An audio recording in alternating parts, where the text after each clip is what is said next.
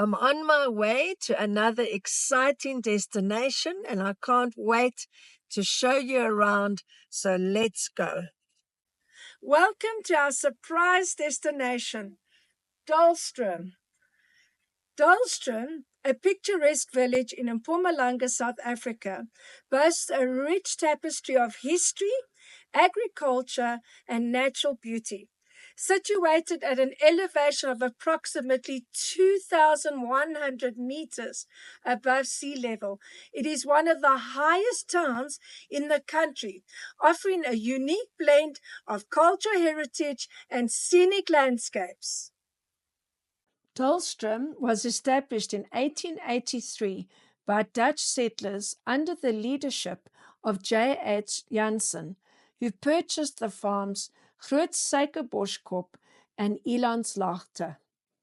The town was named after Walterus Dull, a Dutch merchant and chairman of a committee that assisted families affected by the First Anglo-Boer War. In 1893, President Paul Kruger granted official town status to Dullstroom, which was originally named Dullstroom, after a Dutchman named Walterus Dull. Dull refers to Walterus Dull, one of the founding fathers of Dullstroom. Stroom is the Afrikaans and Dutch word for stream or river and comes from the Crocodile River. By 1893, the village had grown to include 8 houses, 3 stables, 10 cattle pens, and a small trading store. The town's growth was significantly impacted by the Second Anglo-Boer War between 1899 and 1902, during which British forces destroyed much of Dullstroom. Many women and children were sent to concentration camps, and the town was left in ruins. However, by 1905, the Dutch Reformed Church was rebuilt, symbolizing the resilience of its inhabitants. Dullstroom's high altitude contributes to its cold climate, making it one of the coldest in the country. Temperatures can occasionally drop below freezing, with recorded lows reaching as low as -7 degrees in recent years. The Dullstroom Heritage Museum is housed in a historic building dating back to the mid-1900s and once served as the town bank and then a council office. It is now managed by the Dullstroom Heritage Society and offers a fascinating glimpse into the town's past, including exhibits on early settlers, the Anglo-Boer War, and local traditions. So let's go inside and meet the curator of the museum.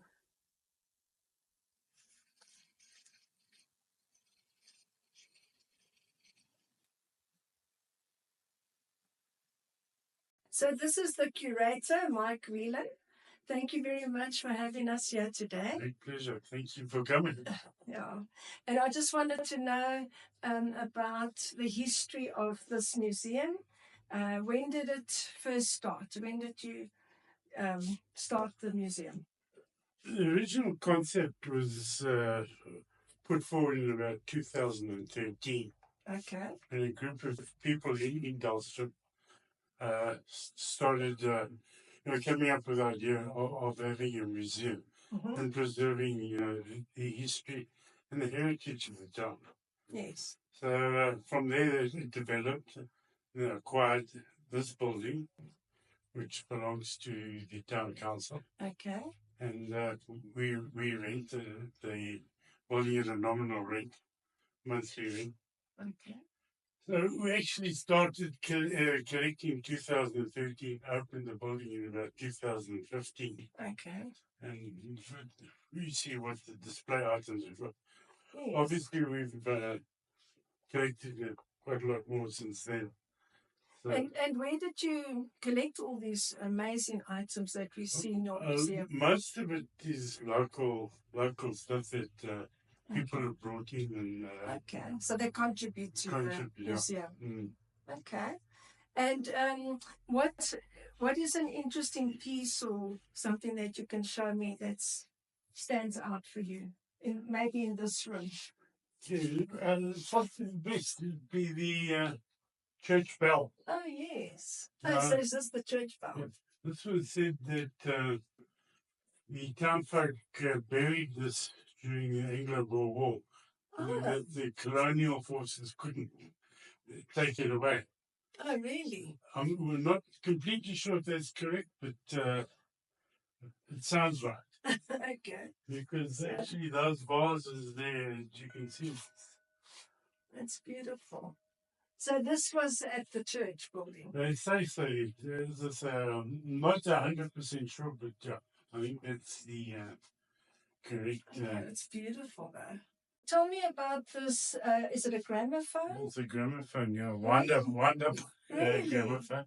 So why do you wind it? Well, that's to turn the record. So it's on a spring load. So they charge the spring, and the spring causes the record to turn.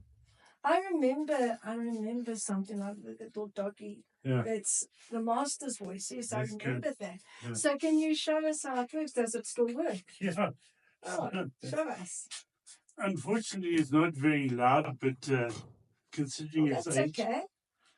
How old do you think it is? Probably 1940s. Really? Yeah. Wow. So my mom must have had one of these. Oh wow. So that's Sorry Marie. Yeah. That song. Sure, that is so fascinating. Wow. And if you want to make it softer, then you just put a cushion in your Did you want to make it softer? Oh, softer. If it was too loud, I see. And adjust the sound by putting Oh, some sound. to muffle the sound, so to speak. And then can you switch it up? Is that a volume? No. That's the speed. The speed. Oh, I see. Oh, that's very good. Mike, you wanted to show me this very interesting item. This was actually legal tender during the Anglo-Boer War. Yes. This particular note was printed in Petersburg. Sure. You can see there, 1st the 4th, 1900.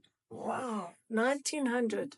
So, and these notes were all signed by two government officials. They had to be signed. Yes. So you can see those two signatures there are actually, well, they're original signatures. They're original. And they had to be signed, as I say, by the government officials to make it legal tender.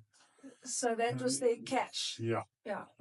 And once Petersburg was taken over by the occupying forces, yes, the mint that did this moved to Pilgrim's Rest. Ah. So they started printing the same notes in Pilgrim's Rest, but obviously not the same quality because they didn't have the proper printing paper. Right. So some of the notes were printed on exercise books. So, can you believe it? No, they were fascinating. Really. So are you saying these two gentlemen had to sit and sign every single 220,000 notes? Right, they used to be government officials, so it didn't have to be those two. Any two government. Only two. Okay. So they would just sign all day. They call it the war of the signatures. No wonder. Yeah, that's very interesting. Thank you so much.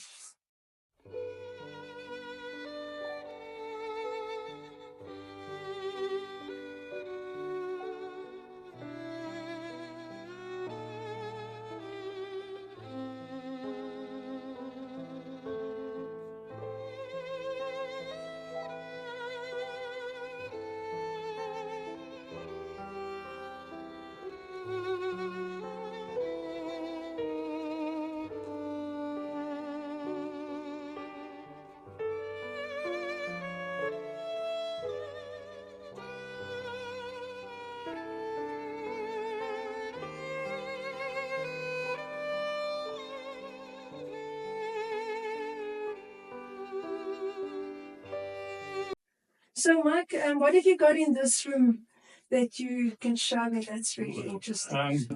The nicest, or the best representation of an oxwing Yes. is this item here, Wow. which is it That's is said to be the amazing. best representation Yes. of an oxwagon, and as you can That's see, beautiful. we've got these old Irish melodies, because Dullstroom had a bit of an Irish component to it. Oh, really? Yeah, so there's that. I thought it was like Dutch settlers. Or... Well, the Irish were mainly the farming stock in the area. Ah, I see.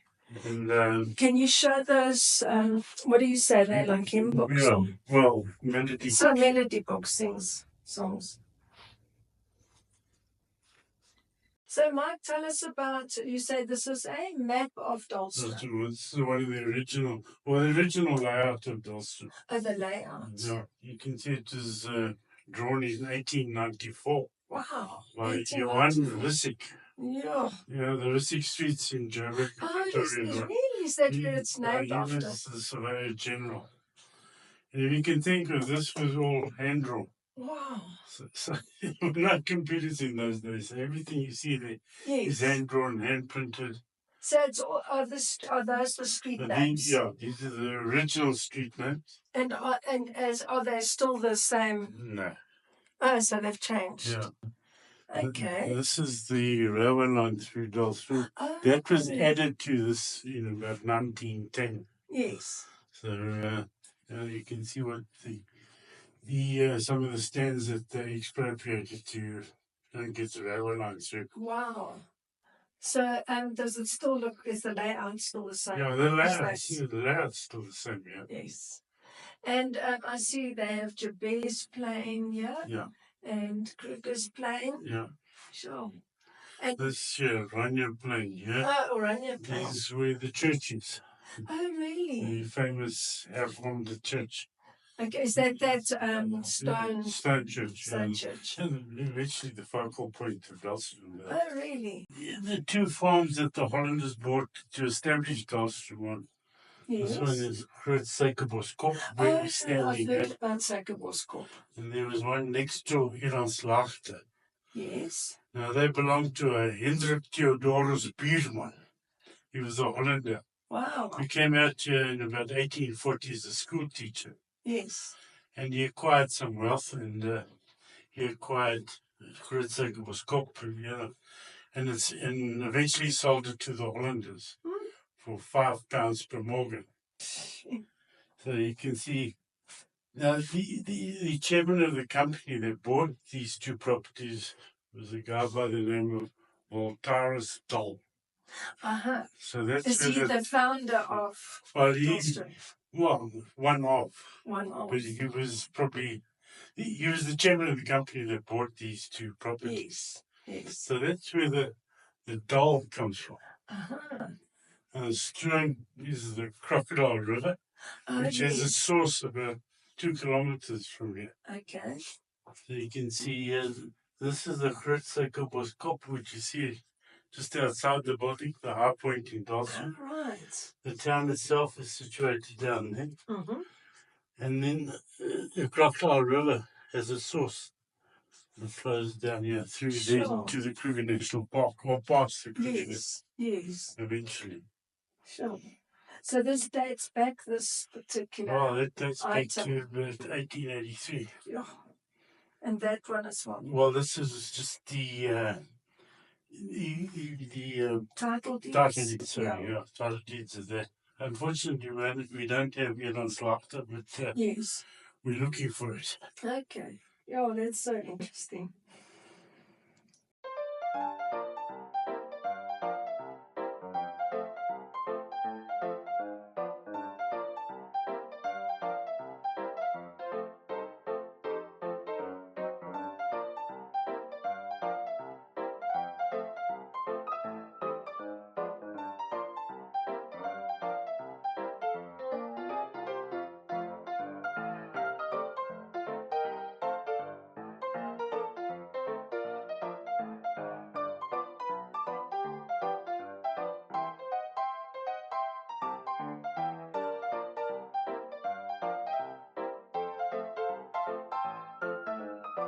So, Mike, what can you show me in this room? There is so much. It's absolutely fascinating. It is. Every time I walk in here, I find something different. So, Wow.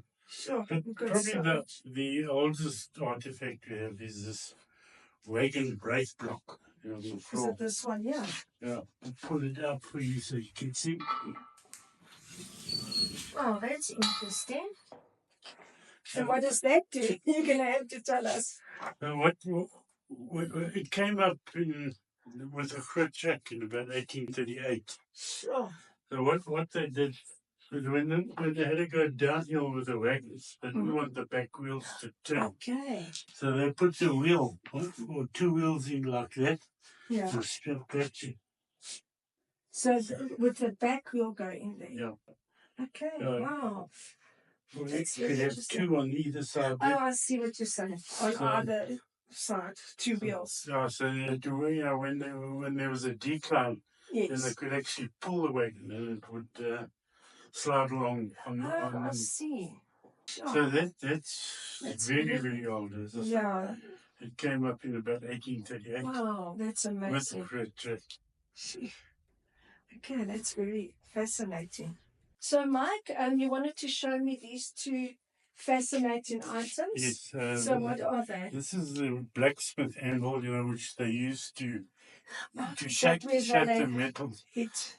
The Yeah. bellows was also used by the blacksmiths to blow air through the fires so they could heat the metal so it could bend and shape it. Oh, right. So this is and that would have been done with using yes. because as I say, So that's ox wagon brake block that you were that talking could have about. also been done by blacksmiths. Yes. And then they would have heated the metal and then shaped. Whereas there's not a single inch of welding on it. That is amazing. And how do you do that? So yeah, So the master craftsman. Wow. Absolutely. That's very fascinating. Okay, so Mike, you wanted to show me these diaries. Yes. And where were they from? And They were written by this gentleman here, Michael O'Grady. Oh. He came to South Africa in about 1860, between 1850 and 1860. Sure. Originally settled in the Free State, Freedom Memel area, and then came up to the Eastern Transvaal, or it was then known as the Eastern Transvaal. Which is it this side? Yeah. Mpumalanga. Mpumalanga. Yeah. Originally started farming between here and Lydenburg. Okay. And then he bought a farm called Houtenbeck. And most of these diaries are his activities on Houtenbeck. Really? That's so So he interesting. bought Houtenbeck in 1879. Wow. And that's the gentleman there. That's his son. Oh, wow. And as I say, you can see these dates. This is amazing. So what are the date? Where's the date? There. Yeah. What does that say? March 1916. And there's June 1899. Wow. And if you can go back as well, there's about. That's very, very interesting.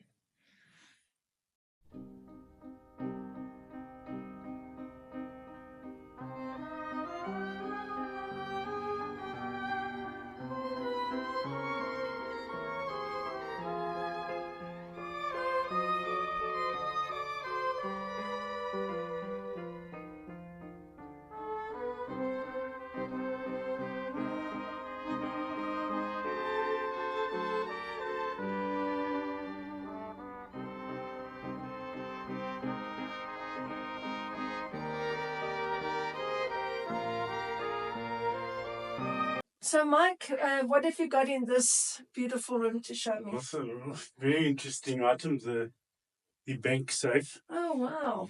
We reckon it was built in the early 1900s. Really? It's fully imported from England. Wow. And if you can imagine this safe landing up in Durban, being offloaded onto a ship and then transported up here, probably on an oxway. Yeah. And you can open it. That's what I was going to ask you. Can you open it?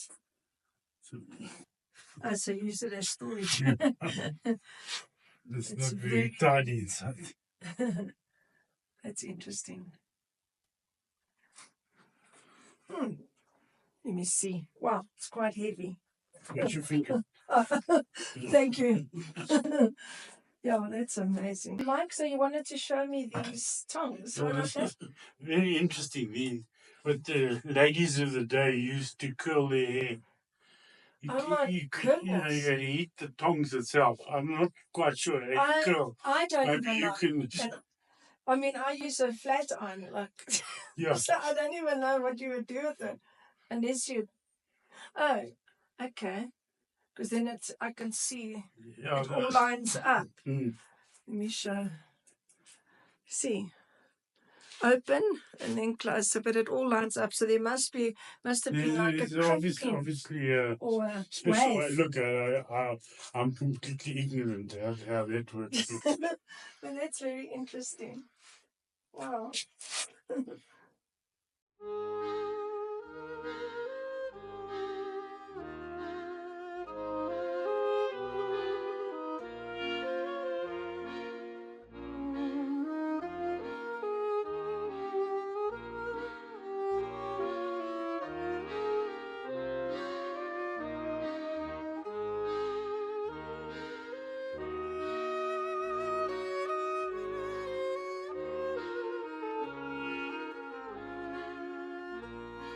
So, Mike, you wanted to show us these old ox wagons. Yeah, what the hell is that? Not very clean. Oh, that's fine. This is an old horse buggy. A horse buggy. Yeah, you used to pull it here. Yes. You could even get ones with canopies of that, but Yes. you haven't got the canopy on there. Yeah. But It's lovely. we're not too sure of the date, but it's well over 100 years old. Gee, over 100 years. It was actually well made. Wow, If you look at the you construction. think just the complexity of the wheel. Yeah. Sure. That's so interesting. Another one that's quite interesting, you had to pay yearly tax This on one. it. You can see the licenses for the tax.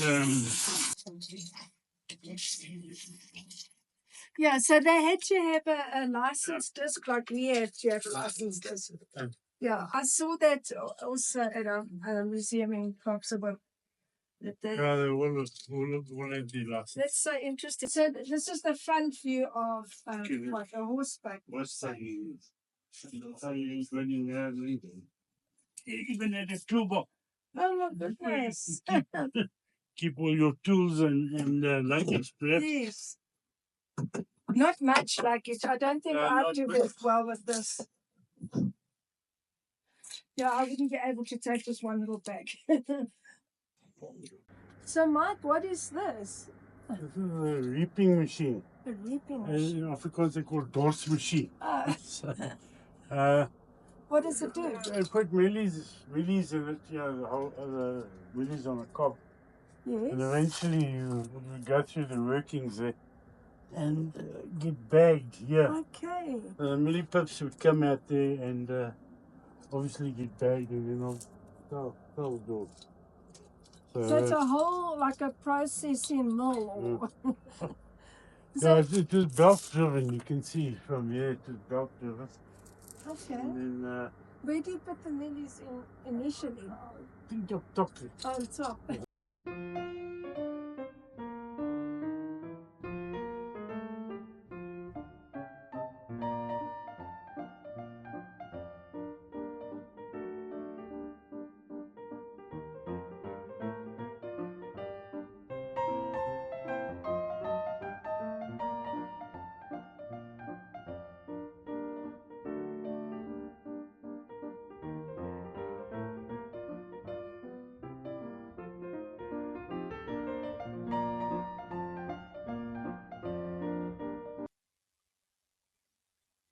Okay, this is a photograph of the bank. Well, the building where we're standing at the moment is one of the first banks. Mm-hmm. Well, in Dullstroom it was the first bank and only bank. And as you can see, the gentleman outside It is probably, this photograph is probably taken about the 1920s. Sure. Yes. It's so interesting. And And then this is the these monies. these are the chicks. Oh, Yeah, chicks. that you don't get anymore. And Oh, that is so interesting. We will continue to explore Dullstroom in my next video.